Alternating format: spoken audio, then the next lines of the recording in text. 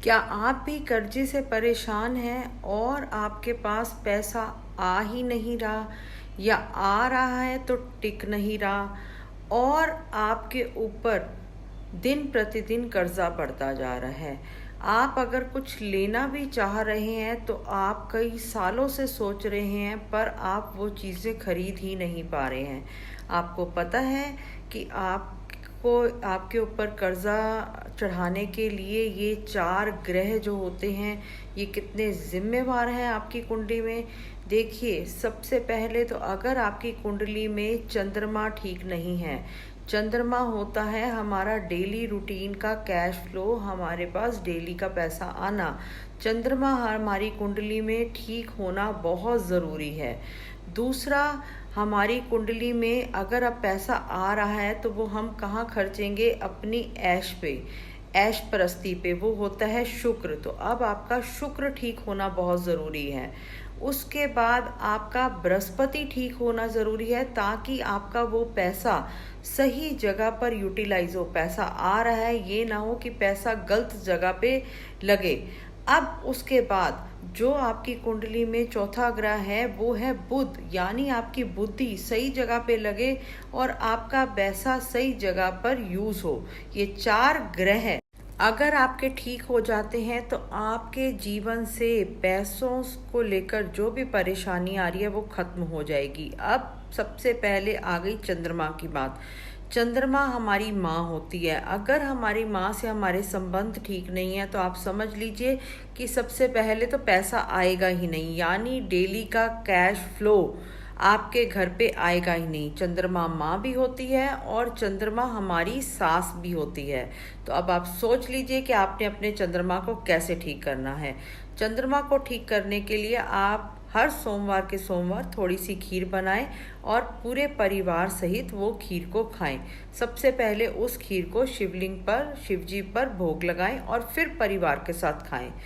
और चंद्रमा को अच्छा करने के लिए डेली नाश्ते में छोटा सा टुकड़ा पनीर का, कच्चे पनीर का टुकड़ा डेली वो खाएंगे तो आपका चंद्रमा मजबूत हो जाएगा, डिप्रेशन दूर हो जाएगा, एंग्जाइटी दूर हो जाएगी। ये छोटा सा उपाय अगर आप करते हैं और माँ के साथ और सास के साथ संबंध सुधारते हैं तो आपका चंद्रमा मजबूत हो गया, यानी आपके पास डेली का पैसा आना शुरू हो गया। अब आ गई बृहस्पति की बात। अगर आप गुरु को ठीक करना चाहते हैं तो अपने घर के बुजुर्गों को का अनादर ना कीजिए। अब आपने क्या करना है, 400 ग्राम चने की दाल, 400 ग्राम हल्दी पीले कपड़े में बांध लीजिए। पीले कपड़े में बांधने के बाद आपने कुछ दक्षिणा रखनी है और इसको बृहस्पतिवार, वीरवार या गुरुवार जो भी आप कहिए, उस दिन आपने इसको अपने पंडित को, पुरोहित को देनी है और आशीर्वाद लेना है अपने गुरुओं का। इससे आपका गुरु ग्रह सही हो जाएगा। अब शुक्र को अच्छा करने के लिए आप गाय को ज्वार खिलाइए। और आप एक और काम कर सकते हैं, आप गोल मिट्टी का लोटा लीजिए, उसमें आप लाल ज्वार डालिए थोड़ी सी, और थोड़ी सी साबुत मूंग डालिए और उस मटकी को ढक्कन लगाइए मिट्टी का ही। और साथ में आपने इसको अपने घर के साउथ वेस्ट कॉर्नर में स्थापित कर देना है। और इसके साथ अगर जो आटा पीसने वाली चक्की जो पुराने ज़माने की होती थी, वो सैंपल के तौर पे छोटी चक्की अपने घर में अगर साउथ वेस्ट कॉर्नर में आप स्थापित करते हैं इसके साथ, तो आपके घर में जो पैसा है वो स्टेबिलिटी से आने लग जाएगा, ठहराव रहेगा। अब अगर आपके घर के मंदिर में जो भी आपकी पूजा की पुस्तकें हैं, अगर उन पे धूल मिट्टी चिपकी हुई है तो आप समझ लीजिए तो भी आपका गुरु ग्रह खराब हो रहा है।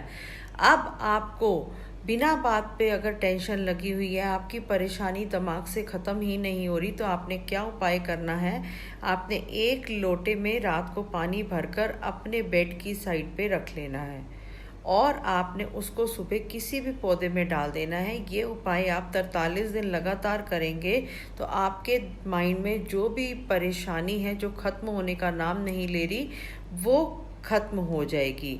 अब आपने और क्या करना है, आपने अपने घर में अगर आपका पैसा जो कि बीमारी पे खर्च हो रहा है और उस पैसे का सही यूटिलाइज नहीं हो रहा, तो आपने क्या करना है, उस बीमार पर्सन की साइड पर एक मुट्ठी जौ लेनी है। जौ लेकर उसको पानी में भिगो के रख देना है।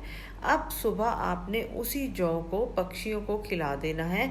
ऐसा मात्र करने से जो आपका पैसा घर में बीमारी पे लग रहा था और वो टिक नहीं रहा था, एक तो वो पैसा बीमारी पे नहीं लगेगा और वो रोगी ही ठीक हो जाएगा। मात्र इतने से उपाय करिए, आपके जो कर्जे के योग बने हुए हैं वो बहुत जल्दी ही समाप्त हो जाएंगे। जय श्री राधे, जय गुरु जी।